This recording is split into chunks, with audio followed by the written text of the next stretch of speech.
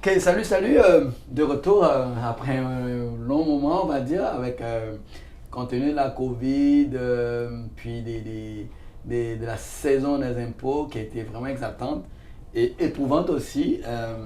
Emmanuel et moi, aujourd'hui, on a choisi vraiment d'avoir une conversation intime, je veux dire. Donc, on veut partager avec vous ce qu'on discute souvent entre nous ici. En lien bien sûr avec vos défis, avec ce que vous faites à tous les jours en tant qu'entrepreneur. Et là, aujourd'hui, on va vraiment avoir une conversation sur différents sujets Mhm. qui vous préoccupent.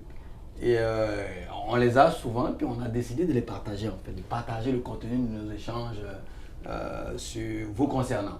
Donc là, tout de suite, Emmanuel, comment ça va déjà? Ouais, ça va super, mon gars. Tranquille. C'est bon, c'est bon. Ok, en tout cas, moi je suis content aujourd'hui de prendre le temps avec toi pour jaser, hein, pour jaser devant nos clients, les gens qui nous suivent un peu partout là sur les réseaux sociaux. Euh, Ce soir, on veut parler des gens en affaires. Mhm. Ok, on veut parler des gens en affaires, tu sais, souvent on commence tout petit, hein, on commence par une entreprise individuelle, puis on grandit, on grandit, on grandit. Puis ce soir, on va parler de l'impact fiscal, ok, à chacune des étapes de la vie d'un entrepreneur. Mhm. Donc, on va commencer par celui-là qui crée une entreprise individuelle. Ok, j'ai créé une entreprise individuelle, je commence à avoir des factures et tout. Qu'est-ce que je peux faire pour payer le moins d'impôts possible? Écoute, ça, c'est la question typique de tous nos clients à la première rencontre et à toutes les rencontres.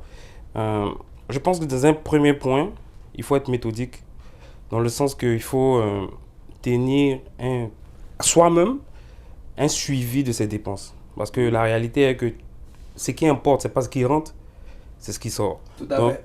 idéalement, il faudrait que tu aies le plus dans tes poches. Tu connais notre slogan, le plus dans tes poches avec l'optimisation fiscale. Donc, il faut suivre ses dépenses, tenir à la limite un fichier Excel et puis suivre une fois par trimestre. C'est ce qu'on offre à nos clients en termes d'assistance, de telle sorte qu'ils peuvent voir la variation de suivi de certaines dépenses. Souvent, on peut exagérer, on peut engendrer une dépense, mais qui n'est pas nécessairement effective, qui ne rapporte pas nécessairement du revenu. Et nous, notre suivi trimestriel nous permet de recadrer le client Ok, afin qu'il puisse se concentrer ou concentrer ses efforts dans des dépenses qui génèrent du revenu. tout à fait. Donc, la première approche, c'est de suivre ses dépenses et puis, bon, sa facturation. Il est important de d'encaisser des sous parce que tu peux facturer puis ne pas avoir les sous à temps, tu comprends? Il peut avoir un problème de liquidité. Donc, on suggère vraiment à nos entrepreneurs, à nos clients, de suivre leurs clients pour se faire payer soit sur réception ou à la limite dans les 15 jours. C'est sûr qu'il y a des domaines, par exemple, comme certains consultants qui, eux, ils facturent le jour 1 et c'est 30 jours après qu'on les paye. Bon, ça, il y a pas un gros facteur d'influence et ils ont les sous qui viennent avec généralement, mais il est important de suivre ces factures et ces dépenses. Ok. En deuxième étape, c'est la notion de besoin personnel. OK, le coût de vie. Donc, quand on identifie le coût de vie et en fonction du chiffre qu'on est capable de rapporter, on regarde est-ce qu'on est.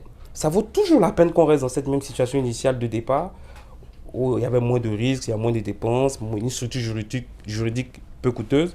Et on va envisager peut-être pour voir est-ce que ça vaut la peine d'aller dans une autre étape. Tout à fait. On y reviendra. On y reviendra. Parfait, parfait. On y reviendra.